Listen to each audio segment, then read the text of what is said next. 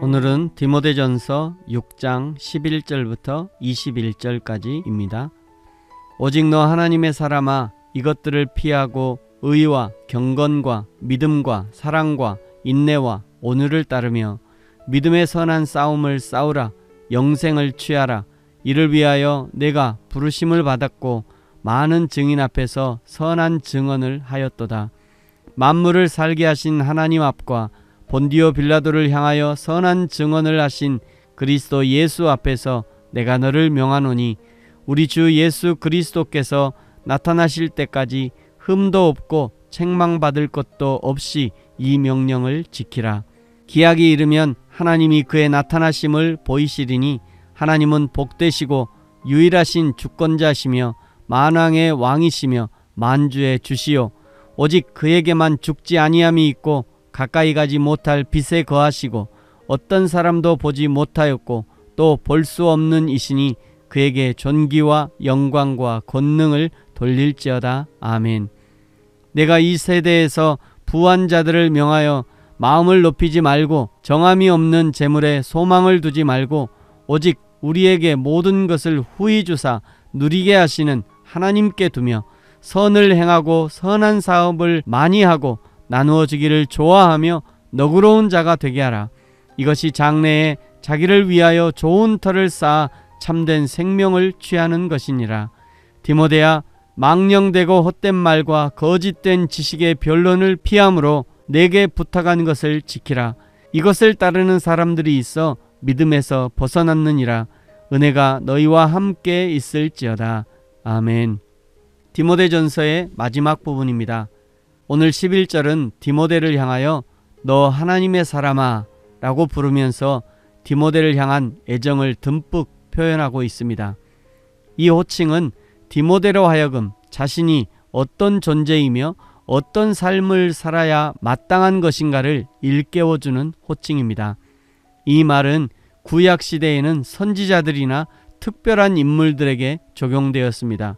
신명기 33장 1절은 모세를 향하여 하나님의 사람 모세라고 부르고, 역대하 8장 14절은 다윗을 향해서 하나님의 사람 다윗이라고 부르고, 사무엘상 9장 6절은 선지자들을 향해서 이 성읍에 하나님의 사람이 있다 라고 표현하고, 열왕기하 1장 9절은 엘리야를 향해서도 하나님의 사람이 라고 부르는 것을 확인할 수 있습니다. 이 하나님의 사람이라는 호칭은 신약시대에 와서는 보다 일반적인 의미로 사용되어 일반 신자들이나 디모데와 같은 복음사역자들에게 사용이 됩니다. 이 하나님의 사람이라는 호칭은 왜 붙이셨는가? 하나님이 하나님의 능력을 부여하셔서 하나님의 일을 대신하게 하기 위해서 하나님의 사람이라는 호칭을 붙여주신 것입니다. 그러면서 너 하나님의 사람아, 이것들을 피하라 말씀하지요. 이것들이란 4절부터 10절까지 말씀하신 내용입니다.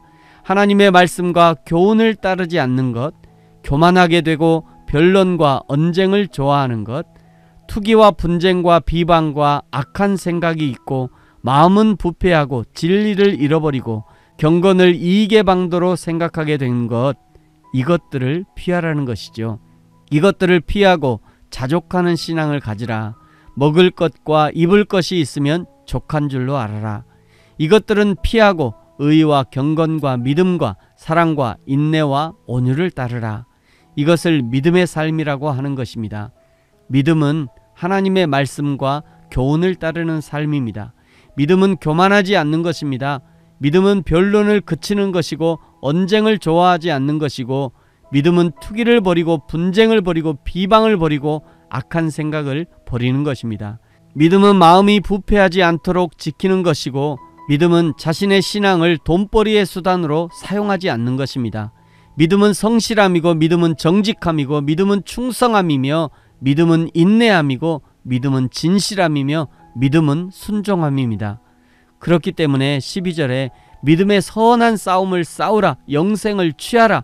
그것을 위해 내가 부르심을 받았고 많은 증인들 앞에서 증언을 하였다 라고 말씀하시는 것이죠. 믿음의 삶은 그냥 사라지는 것이 아닙니다.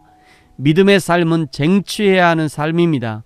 내가 믿음 가운데 있기 위해서는 믿음 아닌 것들이 다가올 때 과감하게 거부하고 쳐내고 회피하고 믿음 아닌 자리에 머물지 않도록 발버둥을 쳐야 드디어 믿음 가운데 있게 되는 것입니다. 믿음은 치열합니다. 그래서 바울이 연소한 디모데에게 계속 믿음 가운데 있으라고 권면하는 것이지요. 17절, 18절, 19절은 에베소의 성도들을 향한 권면입니다. 17절 너희 소망을 하나님께 두라. 18절 선을 행하고 선한 사업을 많이 하라. 19절 이것이 장래에 주님 다시 오실 때 아름다운 면류관과 생명의 면류관을 얻는 것이다.